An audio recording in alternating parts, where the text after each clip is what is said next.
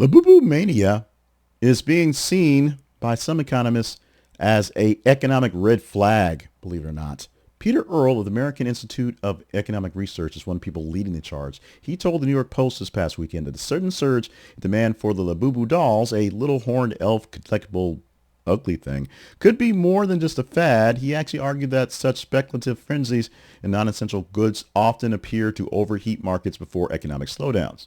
Think Beanie Babies, Cabbage Patch Kids, and the Dutch Tulip Mania back from 1634. Labubus were created by Hong Kong-based artist Kazing Lung, who became wildly popular in Asia and is now sweeping the U.S. collectors' circles. Toys were originally retailing for about $20 each, but selling for over hundreds online now in the aftermarkets, rare editions fetching over $1,000. Social media hype and limited supply are fueling the buying frenzy. This is not an NFT. This is something that literally has a physical life to it, so you can actually have scarcity to that one, and getting the rare ones seem to be where people are going for.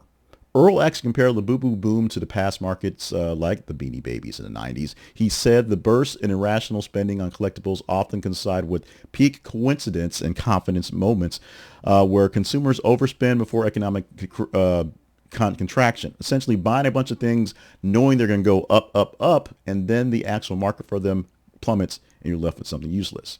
Something similar to what happens in crypto and stocks some cases, but you're buying on something that is going to go to the moon and then it doesn't, you're stuck with a whole lot of dolls.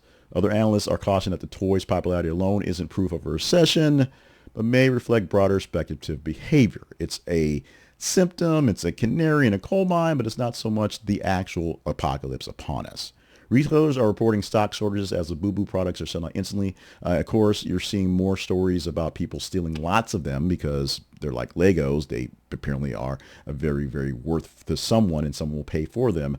But scarcity that they have that is not artificial on purpose has sparked a secondary market of markups and long lines, especially toy shops when they are in stock. The boost in retail sales is great, and global cultural exchange in a toy is great, but when things start to bubble, speculative excess and economic overheating happens. And it's not just for toys.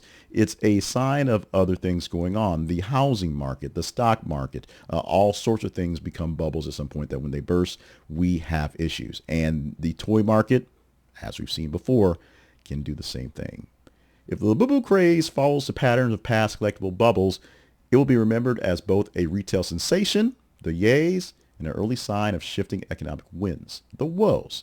Maybe Labubu is the actual harbinger of doom for economies, or maybe it's just another passing phase that we sucker humans just can't get out of. Otherwise, I think it's an ugly doll. You tell me what you think about Labubus, about the Labubu market crazes, and if you're a fan like me of the tulip craze, that's like the craziest thing ever, but it's one of the most curious economic stories of the world back in the 1600s, where everyone was buying tulips until the market crashed in Holland and the Dutch lands. Let me know what you think about bubbles or Labubus.